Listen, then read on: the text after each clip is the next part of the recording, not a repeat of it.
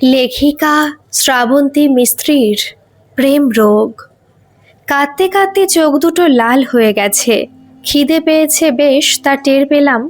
মশার কামড়ে পাগুলো জ্বালা করছে।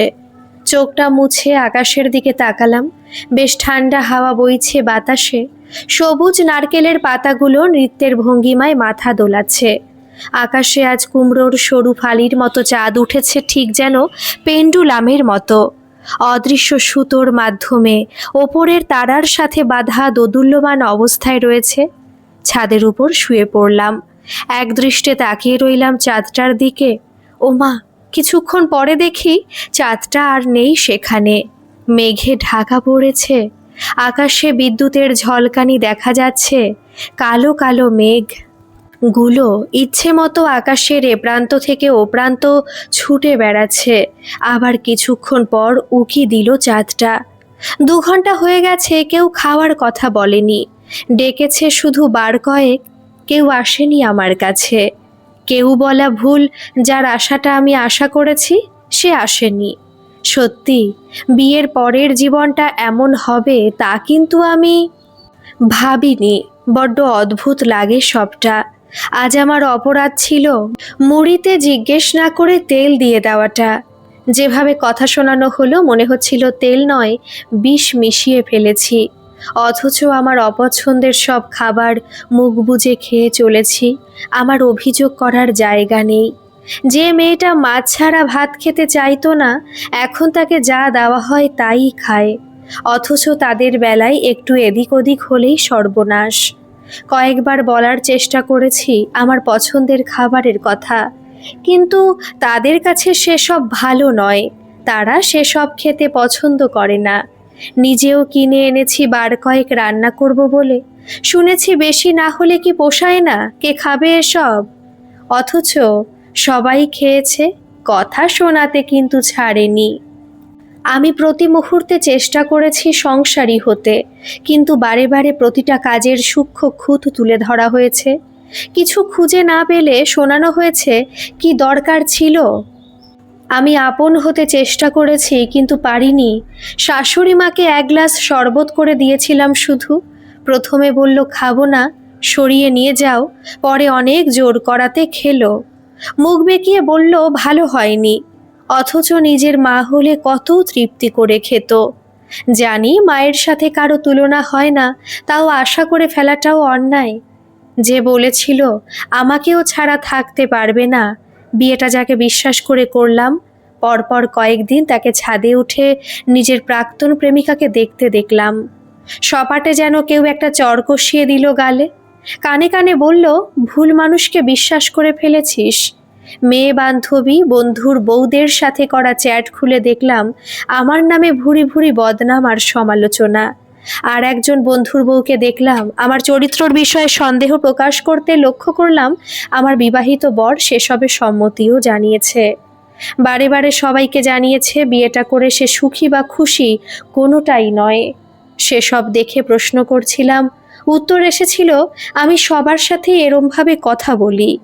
তার মা তাকে সাপোর্ট করে বলেছিল আমার ছেলে এরমই। 6টা মাসে মেনে আর মানিয়ে নিতে নিতে হাঁপিয়ে উঠেছিলাম আমি।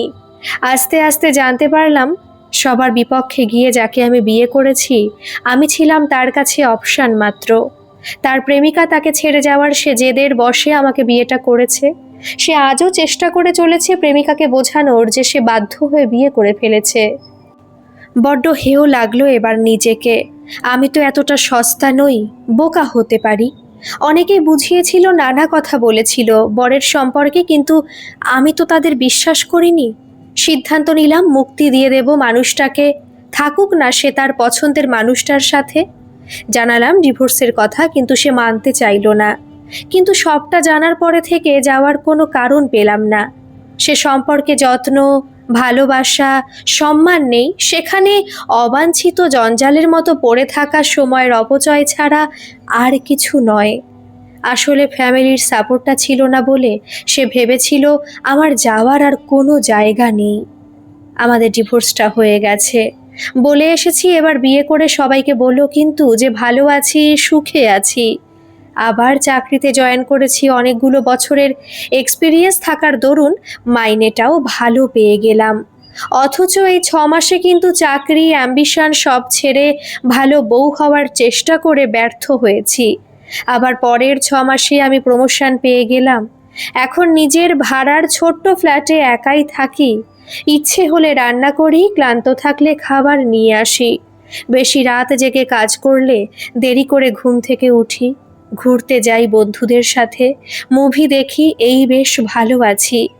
একটু একটু করে টাকা জমাচ্ছি, শখ একটাই, একটা নিজের বাড়ির, বাপের বাড়ি বা শ্বশুর বাড়ি নয়। খবর পেয়েছি আমার প্রাক্তন স্বামী তার প্রাক্তন প্রেমিকাকে বিয়ে করেছে। মনে বেশ শান্তি পেলাম। প্রাক্তনের তারিফ না করে পারলাম না। কি সুন্দর বুঝিয়ে একবার বিয়ে করার পরেও পছন্দের মানুষটাকে বিয়েতে রাজি করিয়ে ফেললো। এখন অবসর সময়ে বই পড়ি। এভাবেই সব কিছুর মধ্যে এমনভাবে ব্যস্ত করে রেখেছি নিজেকে, কারোর জন্য ভাবার সময়ই পাই না।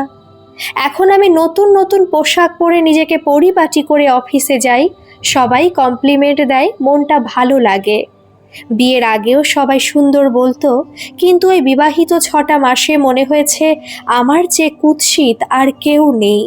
হীনমন্যতায় ভুগতে ভুগতে নিজেকে পাগল পাগল লাগতো। সেবার প্রাক্তনের মেসেজ দেখে অবাক হলাম। লিখেছে দেখা করবে একদিন। উত্তর দিলাম না, আর কখনো দেখা হোক তা আমি চাই না। শত ব্যস্ততার মাঝে যখন মনে পড়ে তাকে, আমি কতটা ভালোবেসেছিলাম, স্বপ্ন দেখেছিলাম মা হওয়ার, তখন শুধু বেরিয়ে আসে দীর্ঘশ্বাস। তারপর হঠাৎ একদিন আমাকে অবাক করে ফোনে ভেসে উঠল তার নাম্বার। চোখের সামনে ভেসে উঠল পুরনো অনেক স্মৃতি। কাঁপা কাঁপা হাতে ফোনটা রিসিভ করতে অপর প্রান্ত থেকে ভেসে এলো তার গলা। কে সে, বলুন তো? ফোনের অপর প্রান্ত থেকে শুনলাম অভ্রর গলা, যে গলাটা আজ বহু বছর পর আমি শুনলাম। বলল, কিরে দীপ্তি, এত কিছু ঘটিয়ে ফেললি এইটুকু জীবনে, একবার যোগাযোগ অবধি করলি না? খুব বড় হয়ে গেছিস তাই না? হুট করে বিয়ে করে নিলি, তারপর হাওয়া। কলকাতা ফিরলাম পরশু, শিউলির মুখে সবটা শুনে কল করলাম। ভাগ্যিস ব্লকটা খুলেছিস। আমি ভাবছিলাম এখনো ব্লক লিস্টে আছি। শোন না, ফুল গ্যাং নিয়ে তারক কাকুর দোকানে চল, আড্ডাটা একদিন হয়ে যাক। শিউলিকে বলে দিচ্ছি বাকিদের খবর দিয়ে দেবে। ফুল গ্যাং বলতে কলেজ লাইফের আমরা 5 বন্ধু, অভ্র তাদের মধ্যে একজন। কিছু বছর আগে অবধি আমাদের সব সময় একসাথে দেখা যেত। কী বা না করেছি আমরা! মুভি দেখা থেকে শুরু করে গড়ের মাঠে বিকেলে গান, আড্ডা, চা খেতে খেতে সদ্য কলেজ পাস আউট ছেলে মেয়েগুলোর আকাশ কুসুম স্বপ্ন সব। এখন সেসব ভাবলে হাসি পায়।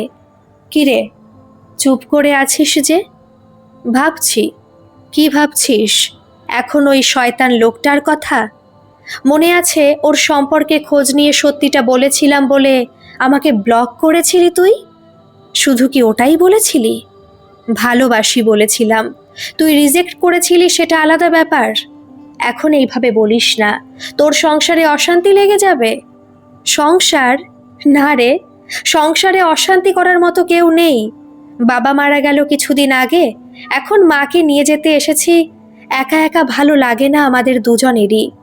বিয়ে করিসনি? সে তো তোকে করতে চেয়েছিলাম, তুই রাজি হলি না। ভুল ভাল কার প্রেমে পড়ে তাকে বিয়ে করে নিলি।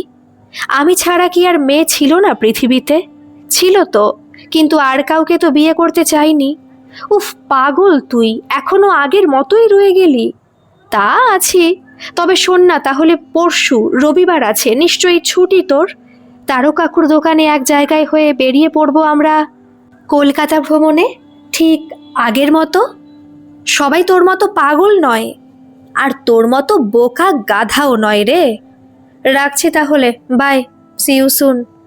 চুপ করে বসে রইলাম কিছুক্ষণ। মনটা বেশ হালকা লাগছে অভ্রর সাথে কথা বলে। সত্যি ছেলেটা কত প্রাণবন্ত, যেন ঢেউয়ের মনে ছুটে এলো একরাশ শান্তি নিয়ে। ডিভোর্সের 1.5 বছর কেটে গেছে, শুধুমাত্র শিউলি ছাড়া আমি কারোর সাথে যোগাযোগ রাখিনি। এতদিন পর আমাকে দেখে ওদের কি রিয়াকশন হবে কি জানি। যাই বলুক চুপচাপ শুনে নেব, কারণ দোষটা আমার। সেবার আমার প্রাক্তন স্বামী অরূপকে নিয়ে খারাপ কথা বলায় অভ্রর সাথে আমার ভীষণ ঝামেলা হয়েছিল। অভ্র প্রমাণ দিয়েছিল। এখন বুঝি ছেলেটা আমাকে ঠকে যাওয়ার হাত থেকে বাঁচানোর চেষ্টা করেছিল, কিন্তু আমি জেনে বুঝে ঝাঁপ দিয়েছি আগুনে। সে সময় সবাই আমাকে নয় অভ্রকে সাপোর্ট করে বলেছিল, নিজের জীবনটা এভাবে নষ্ট না করে সময় নিয়ে ভেবে দেখ। তখন রাগে পাগল হয়ে সেদিনের পর আর কারো সাথে সম্পর্ক রাখিনি। ঠকে যাওয়ার পর আর লজ্জায় কাউকে সবটা বলতেও পারিনি। না, পরশু সবার কাছে ক্ষমা চেয়ে নেব, আবার সব ঠিক করে নিতেই হবে। বন্ধ সব জানালাগুলো খুলে দিয়েছি আমি। কি সুন্দর বাতাস বইছে, সাথে মিষ্টি গন্ধ। আমি চোখ বন্ধ করে প্রাণ ভরে শ্বাস নিলাম। মনে হলো আমি আবার আমার পুরনো আমিটাকে একটু একটু করে খুঁজে পাচ্ছি। হোম থিয়েটারে পছন্দের গানটা চালালাম। আমার হাত পাগুলো যেন আমার কন্ট্রোলের বাইরে চলে গেল। এ কি, আমি নাচছি সেই পুরনো ভঙ্গিমায়, সেই পুরনো মুদ্রায় নৃত্য ছন্দে দুলে উঠল শরীর। একটার পর একটা গানে নেচে চলেছি আমি। যখন থামলাম তখন পুরো ঘেমে গেছি। আমি তো ভুলেই গেছিলাম এই 1.5 বছরে যে আমি একজন ভালো নৃত্যশিল্পী। চোখ মুখ ধুয়ে রান্না চাপালাম নিজের পছন্দের খাবার। চেটে পুটে খেয়ে মনে মনে বললাম, রান্নাটা আমি ভালোই করি, আহা। তারপর বিছানার পাশে টেবিল ল্যাম্পের অল্প আলোয় বসলাম খাতা পেন্সিল নিয়ে। কি আঁকবো ভাবতে গেলাম না, হাতের পেন্সিল একটু একটু করে ফুটিয়ে তুলল 4টে মুখ। আমার বুকের মধ্যে থাকা 3টে মুখ, আর একটা আমার নিজের। বাবা মা দাদা আর আমার ছোটবেলার সেই ছবিটা এঁকে ফেলেছি আমি। এখনো কেন আমি মায়ের ফোন এলে মন খুলে কথা বলতে পারি না, ওদেরকে নিজের কাছে ডাকতে পারি না, বলতে পারি না আমাকে তোমরা ফিরিয়ে নাও। কেন পারি না আমি? কোন অদৃশ্য শক্তি আমার মনে সৃষ্টি করে চলেছে। লজ্জা আর নিজের কৃতকর্মের জন্য নিজের প্রতি ঘেন্না। কবে সেই শক্তিকে পরাস্ত করে আমি আমার বাবা মা দাদাকে বুকে জড়িয়ে একটু শান্তি পাব? চোখ মুছে 1 গ্লাস জল খেলাম। ঘুমে চোখ বুজে এলো, অথচ এমন রাত্রিগুলো তো আমার অনিদ্রায় কাটে। আজ এমন বদলের কারণ কি ওই পাগল অভ্রটা? রবিবারের সকাল, আজ আমি ভীষণ ব্যস্ত। ময়দা মেখে ফেলেছি, মটন ঘুগনিটা তৈরি হচ্ছে। আমার হাতের এই রেসিপিটা সবার খুব প্রিয় ছিল। আমাদের নতুন হওয়া হোয়াটসঅ্যাপ গ্রুপে জানিয়েছি যে আজকে লাঞ্চ আমার তরফ থেকে। সেই সোনা থেকে অভ্র শিউলির পেছনে পড়ে আছে, সামনে বিয়ে, কিছু রান্নাবান্না করে নিয়ে আয়, সারা জীবন কি শুধু খেয়ে যাবি? অভ্র নাকি পায়েস আনছে। মনে পড়ল কাকিমার হাতের পায়েস আমার ভীষণ পছন্দের ছিল। আমার প্রত্যেক জন্মদিনে অভ্র নিয়ে আসতো। রান্না শেষে চুল ভিজিয়ে স্নান করলাম, পছন্দের জামাটা পরে খাবারের ব্যাগগুলো নিয়ে বেরিয়ে পড়লাম। তারক কাকুর দোকানে গিয়ে দেখলাম শিউলি আর প্রবীর বাইরে দাঁড়িয়ে বকবক করছে। আমাকে দেখে প্রবীর বলল, ফাইনালি ম্যাডামের কি রাগ কমলো? চা বলবো তোর জন্য? আমি বললাম, বাকিরা? ওরা ভিতরে, আমরা তোকে নিতে এলাম। ভেতরে আমাদের হইচইয়ে আমরা ভুলে গেলাম আমরা এখন কলেজ বা ইউনিভার্সিটির ছাত্রছাত্রী নই। দেখলাম সবাই আমাকে স্বাভাবিকভাবে গ্রহণ করেছে। আমার বানানো খাবার কাড়াকাড়ি করে খাচ্ছে ওরা। শিউলি বেচারির ভাগ্যে জুটেছে মাত্র একটা লুচি। ও প্রতিবাদ করায় সবাই ওকে বোঝাচ্ছে, সামনে বিয়ে, কম করে খা। আমি বললাম, এতগুলো এনেছি, ওকে আরো 2টো দে। ওরা বলল, ওকে বল ক্ষমতা থাকলে কেড়ে খেতে। ওদের তৃপ্তি করে খেতে দেখে আমার 2 চোখ জলে ভরে উঠল। শুভ ধমক দিয়ে আমার মাথায় হাত বুলিয়ে বলল, একদম কাঁদবি না পাগলি, আমরা আছি তো তোর সাথে। শুভ প্রবীর বিয়ে করেছে, ওদের বউদের ছবি দেখালো। শিউলির সামনের মাসে বিয়ে। সবাই বলল, অভ্র ভাই বিয়ে করবা না? অভ্র বলল, করলে তো জানতেই পারবি, কিন্তু আজ তুই এত চুপচাপ কেন?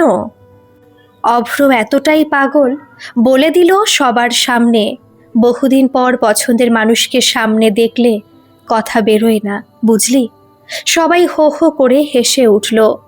অভ্র আমার হাতে পায়েসের বড় বাটিটা দিয়ে বলল, মা পাঠিয়েছে। বাকিরা বলে উঠল, আর আমাদের জন্য পাঠায়নি? অভ্র ফস করে বলে বসল, না, আমি লজ্জায় পড়ে গিয়ে তুতলে গিয়ে বললাম, ধুর ছাড় ওর কথা, আমি সবাইকে সার্ভ করে দিচ্ছি। সেই দিনটা ভীষণ ভালো কেটেছে আমাদের। এখন হোয়াটসঅ্যাপ খুললেই গ্রুপের নোটিফিকেশন, মেসেজগুলো দেখলেই হাসি পাচ্ছে আমার। কি সব পাগলের মতো বকে চলেছে, এদের শুধু বয়সটাই বেড়েছে দেখছি। অফিসের সবাই বলছে দীপ্তিকে এখন অনেক বেশি প্রাণবন্ত লাগছে। সবার কাজ শিউলিকে খেপানো, সবাই শিউলির বিয়ে নিয়ে প্ল্যানিং করছে। আমিও কিন্তু কম এক্সাইটেড নই। নতুন শাড়ি কিনেছি, ব্লাউজ বানাতে দিয়েছি। আচ্ছা, আমি কেন ময়ূরকণ্ঠী কালারের শাড়ি কিনলাম? ওই রং তো অভ্রর পছন্দের। দিন পাঁচেক পর অভ্রর ফোন, কিরে ফিরলি অফিস থেকে? বললাম, এই তো মিনিট পাঁচেক হলো এলাম। আমি তোর ফ্ল্যাটের নিচেই আছি, আসছি মাকে নিয়ে। আমি থতমত খেয়ে বললাম, কিন্তু মানে? দরজা খুলে কাকিমার পায়ে হাত দিয়ে প্রণাম করলাম। উনি আমাকে বুকে টেনে নিল, পাশে বসিয়ে মাথায় হাত বুলিয়ে দিতে দিতে বলল, আয় মা, আমার কাছে এসে বস। কাকিমার গায়েও দেখলাম মা মা গন্ধ। কাকিমার বুকে মুখ গুজলাম, কাকিমার চুলে বিলি কেটে দিচ্ছিল। কি যে শান্তি লাগছিল, ভাষায় প্রকাশ করতে পারবো না।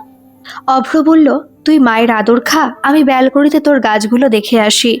কাকিমা বলল, মা, ছোট থেকে তোকে কত ভালোবাসিস জানিস তো। আয় না মা, আমার ঘরের লক্ষ্মী হয়ে আমরা একসাথে থাকবো। যে কটা দিন বাঁচি, আমার মেয়ে হয়ে আমার কাছে থেকে যা না রে। কিন্তু কাকিমা, আমি ডিভোর্সি। ওটা তোর ভুল ছিল মা। তোর বিয়ের পর যখন অভ্র বলেছিল আমি আর বিয়ে করব না, আমি ওকে জোর করিনি। আর আজ ঈশ্বর আমার ছেলেটাকে আমাকে ভালো থাকার সুযোগ দিয়েছে। তুই কি একবারও ভেবে দেখবি না রে? তুই তো জানিস আজও আমার ছেলেটা তোকেই ভালোবাসে। সেদিন কাকিমা নিজে হাতে বানানো খাবার খাইয়ে দিল আমাকে। অভ্র বাচ্চাদের মতো বলল, আমাকেও দাও মা। কাকিমা বলল, আচ্ছা হ্যাংলা, তো তোকে তো সব সময় দিই, বাড়ি গিয়ে খাবি। ও মা, দেখি বড় একটা হা করে অভ্র আমার পাশে বসে আছে। এরপর দেখতে দেখতে শিউলির বিয়ের দিন মুম্বাই চলে গেছে। শিউলির জোড়াজুড়িতে কাকিমা থেকে গেছে। বিয়েতে কাকিমার সাথে দেখা হতেই হাত ধরে টেনে নিয়ে গেল আমাকে। বলল, কি রে মা, কিছু ভাবলি? আমি মাথা নেড়ে সম্মতি জানাতেই কাকিমার আনন্দ আর দেখে কে। বলল, তাহলে তোর বাবা মায়ের সাথে কথা বলি। আমি বললাম, কিন্তু। কাকিমা বলল, ওটা অভ্র ম্যানেজ করে নেবে, তারা ওকে ফোন করে জানাই। আমি লজ্জা পেয়ে গেলাম। সেদিনের পর থেকে আমার নতুন জীবনের স্বপ্ন দেখা শুরু। সকাল থেকে শুরু করে রাত অবধি শুধুই অভ্র। হঠাৎ সেদিন বাবা মা দাদা হাজির আমার কাছে। আমি তো অবাক। ওরা আমাকে ঠিক আগের মতো করে বুকে টেনে নিল। দাদা বলল, অভ্র আমাদের সব জানিয়েছে। ওর মা এসেছিলেন আমাদের বাড়ি, ভীষণ ভালো মানুষ, আমরা খুব খুশি। বহুদিন পর নিজের বাড়িতে ফিরলাম আমি। কয়েকদিন থেকে আবার ফ্ল্যাটে এসে অফিস যাওয়া শুরু করলাম, কারণ ফ্ল্যাটটা অফিসের কাছেই ছিল। সেদিন ফিরতেই সিকিউরিটি দাদা বললেন, ম্যাডাম, আপনার সাথে দেখা করার জন্য একজন অপেক্ষা করছে। অভ্র কলেই ছিল। বলল, কে এসেছে? আমি চমকে উঠে বললাম, অরূপ, তুমি এখানে কেন? হাত জোর করে বলল, আমাকে প্লিজ ক্ষমা করে ফিরে চলো। বললাম, মানে? তোমাকে ঠকিয়ে যাকে চেয়েছি সে আমাকে ঠকিয়েছে। অ্যালিমনি দিতে দিতে আমার জীবন শেষ। আমাকে আরেকবার সুযোগ দাও প্লিজ। সে তো ঠকতেই হতো অন্যকে ঠকালে, আর তোমার এই পরিস্থিতির দায় তো আমার নয়। আমি নতুন করে বাঁচতে চাইছি, দয়া করে বিরক্ত করো না। অরূপ বলল, তোমার সব কথা মানব, শুধু একবার সুযোগ দাও। আমি জানি ঠিক পারবে, আমি তোমাকে ছাড়বো না। বললাম, বাহ, এই 1.5 বছর পারলে এখন পারছো না ছাড়তে? আর আমি এত মহান নই যে বারবার ক্ষমা করে দেব। তোমার যে প্রেম রোগ আছে, তুমি আবার কাউকে পেয়ে যাবে। আসল ভালোবাসার মানে তুমি বোঝো না। এখানে আর এসো না। অভ্র শুনে প্রচণ্ড রেগে গেল। বলল, আমি থাকলে ওকে মেরে ঠ্যাং ভেঙে দিতাম। পরের দিন বাড়ি ফিরতে আবার দেখলাম অরূপকে, কিন্তু আমাকে অবাক করে এগিয়ে এলো শিউলি, শুভ আর প্রবীর। প্রবীর অরূপের কলার চেপে ধরে বলল, একটা মেয়ের জীবন নষ্ট করেও তোর শান্তি হয়নি? মেরে তোর দাঁত ভেঙে দেব। শিউলি আমার হাত ধরে বলল, এরপরে যদি কখনো দীপ্তির আশেপাশে দেখি, তোমার অবস্থা খারাপ হবে। নির্লজ্জ বিশ্বাসঘাতক লোক একটা। শুভ বলল, থানায় তোর নামে কমপ্লেন করে এসেছি, বাঁচতে চাইলে পালা। অরূপ পালিয়ে গেল। বললাম, চল তোরা ভেতরে চল। ওরা বলল, এবার তোদের বিয়েতে এসে খাবো রে, আজ আমাদের তাড়া আছে, চলি। কিন্তু আবার যদি ওই বেয়াদবটা বিরক্ত করতে আসে একবার কল করিস শুধু। দুই বাড়ির লোকজন আর 3 বন্ধুর উপস্থিতিতে ছোট করে আমাদের বিয়েটা হয়ে গেল। সবাই ভীষণ খুশি, আর সবচেয়ে বেশি খুশি তো অভ্র। নিজের বিয়েতে নাচছে আর বলছে, যাকে চেয়েছি তাকে পেয়ে গেলাম। আমি অবাক হয়ে ভাবছি, আমাকে পেয়ে এত খুশি মানুষটা। আমরা নতুন বাড়ি কিনেছি, অভ্র বলেছে তুইও ইনভেস্ট কর, তাহলে এটা তোর নিজের বাড়ি মনে হবে। আমি জানতাম এই বাড়িটা কেনার সামর্থ্য ওদের ছিল। যারা আমাকে দামি গাড়ি, হীরের নেকলেস দিতে পারে, তাদের কাছে এটা কিছু না। অভ্র বড় কোম্পানিতে চাকরি করে, তাও ও আমার মনের কথা ভেবে ইনভেস্ট করতে বলেছে। দুজনের নামে বাড়ি কেন হয়েছে? জীবনে যা যা না পাওয়া নিয়ে আফসোস ছিল, এখন তার বিন্দুমাত্র নেই আমার। বিয়ের পর সকালে ঘুম থেকে উঠে তড়িঘড়ি চা বানাতে গিয়ে দেখি ওরা চা খাচ্ছে। অভ্র বলল, রোজ চা আমিই বানাই, খেয়ে দেখ, তোর পছন্দ হবে, বেশি চিনি দুধ দুটোই দেওয়া আছে। অভ্র কলকাতাতে পোস্টিং নিয়েছে। রোজ দুজন হুটোপুটি করে মামনির হাতে ভাত খেয়ে অফিস যাই। অফিস থেকে ফিরে দুজনে মামনির কোলে মাথা দিয়ে শুয়ে পড়ি। কখনো 3 জনে ঘুরতে বেরোই, আমরা দুজনে মামনির হাত শক্ত করে ধরে থাকি। মা, বাবা, দাদা প্রায়ই আসে, আমরাও চলে যাই সেখানে। ওদের সাথে সব দূরত্ব মুছে গেছে আমার। অভ্রকে জামাই হিসেবে পেয়ে ওরা ভীষণ খুশি। অভ্র বলে, তুই আমার মায়ের কাছে আদর খাস, আর আমি তোর বাবা মায়ের কাছে। আজ বুঝি ভুলকে বয়ে নিয়ে যাওয়া জীবন নয়, ভুল থেকে শিখে শুধরে নেওয়াই জীবন। জীবন ঠিকই আমাদের সুযোগ দেয়, লড়াই করে টিকে থেকে সেই সুযোগকে কাজে লাগালেই জীবন সুন্দর। গল্পটি কেমন লাগলো অবশ্যই কমেন্ট করে জানাবেন, আর ভালো লাগলে একটা সাবস্ক্রাইব করে আমার পাশে থাকবেন। ধন্যবাদ।